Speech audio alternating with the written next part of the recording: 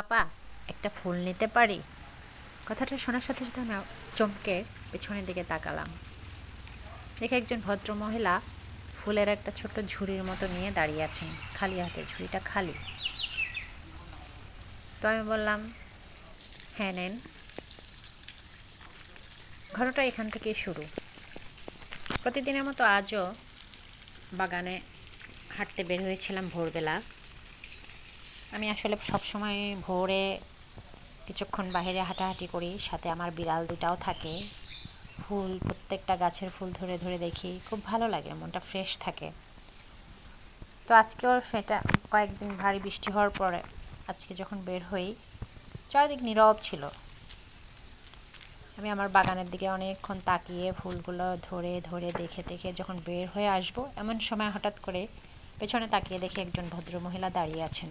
সম্ভবত উনি হিন্দু সম্প্রদায়ের, যে কারণে ওনার মাথায় সিঁদুর ছিল এবং হাতে একটা ঝুড়ি ছিল ছোট্ট। আমাকে দেখে বললে, আপা, একটা ফুল নিতে পারি? আজকে আমাদের পূজা, তো কোথাও তাজা ফুল পাচ্ছি না। তা আমি বললাম, হ্যাঁ অবশ্যই নিতে পারেন, নেন। তো উনি আবার আমাকে জিজ্ঞেস করলেন, আপা কেউ কিছু বলবে না তো? বললাম, না কেউ কিছু বলবে না, কারণ এই বাগানটা তো আমারই। আপনার যতগুলো লাগে আপনি নিয়ে নেন। যদিও বৃষ্টিতে প্রায় ফুল নষ্ট হয়ে গেছে, দেখেন পান কি না আপনার পছন্দ মতো। এরপর আমি ওনাকে ওনার মতো করে ফুল তোলার একটা সুযোগ করে দিয়ে আমি রাস্তার অন্যদিকে হাঁটতে গেলাম। হেঁটে আসার সময় দেখলাম সে ভদ্রমহিলা বের হচ্ছে এবং ওনার ঝুড়িতে বেশ কিছু ফুল, এবং খেয়াল করলাম সেখানে কিছু নতুন ভ্যারাইটিসের ফুল, নতুন সুন্দর ফুল, হলুদ রঙের কিছু সুন্দর ফুল। আমি একটু অবাক হলাম, কিরে এই ফুল তো আমার বাগানে ছিল না, উনি এটা কোথা থেকে নিল?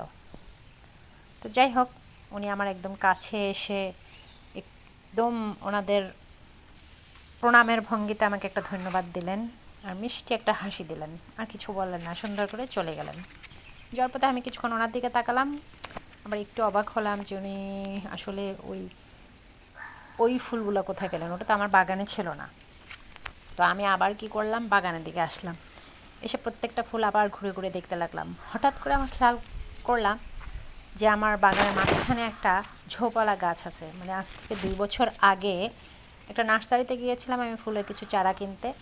বলা যায় বিক্রেতা এক প্রকার জোর করে আমার হাতে ওই ফুলের চারাটা দিয়েছিলেন, বলছিলেন যে ম্যাডাম এটা নেন। আমি বললাম, না এটা দাম বেশি, আমি এটা নেব না।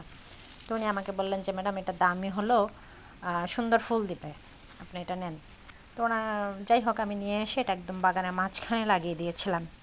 গত 2 বছর আগে, আমার 2 বছর থেকে এখন পর্যন্ত একটা ফুলও ফুটে নাই।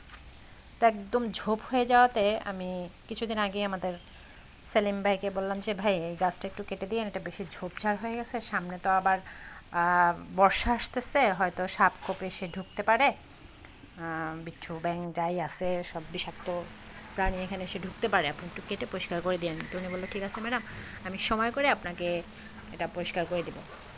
তো যাই হোক, মাঝখানে ভারী বৃষ্টির কারণে আর বাহির হওয়া হয় নাই, কিংবা কাজের চাপেও হয়তো বাগানের দিকে যাওয়া হয় নাই, তাকানো হয় নাই। তো আজকে যখন মোটামুটি ঘুরে দেখলাম, গাছটার দিকে খেয়াল করে, তো ওই ভদ্রমহিলা ফুল নিয়ে যাওয়ার পরে যখন আমি আবার বাগানে ঢুকলাম, খেয়াল করলাম ওই গাছটাতে সুন্দর সুন্দর ফুল ফুটে আছে, ঠিক যে ওই ঝুড়িতে যে ফুলগুলো ছিল সেগুলোই। এবং আমি খেয়াল করলাম শুধু একটা দুইটা ফুল না, প্রত্যেকটা লতায় দুটো কলি একটা করে ফুল ফোটা। আমি তো এত অবাক হয়েছি যে গাছটাতে আজকে 2 বছর ধরে ফুল ফোটে না, সেই গাছটাতে আজকে ফুল ফুটলো।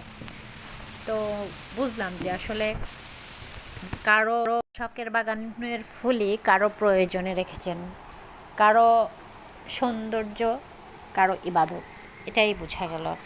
আর আল্লাহ কার উছিলায় কার প্রয়োজন মেটাবেন, এটা একমাত্র তারই সিদ্ধান্ত।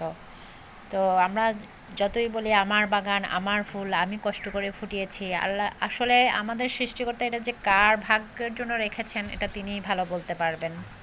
তো ভালোও লাগছে যে 2 বছর পরে ফুল ফুটেছে এবং সেটা একটা কারো পার্সোনাল, মানে মেডিটেশনের কাজে লাগছে, এটাও আল্লাহর ইচ্ছা। আর ছোটোবেলা থেকেই পড়ে আসছি, পুষ্প আপনার জন্য ফুটে না। আসলে যে মালি যত্ন করে ফুলটা লাগায়, ফুল ফোটায়, ফুলটা আসলে কোনো মহৎ উদ্দেশ্যে এটা ডেডিকেটেড হয়। তো খুব ভালো লাগছে যে অনেক দিন পরে গাছে ফুল ফুটলো, সেই ফুলটা কারো প্রয়োজনে লাগলো। এটাই সবার সাথে শেয়ার করলাম। ধন্যবাদ সবাইকে।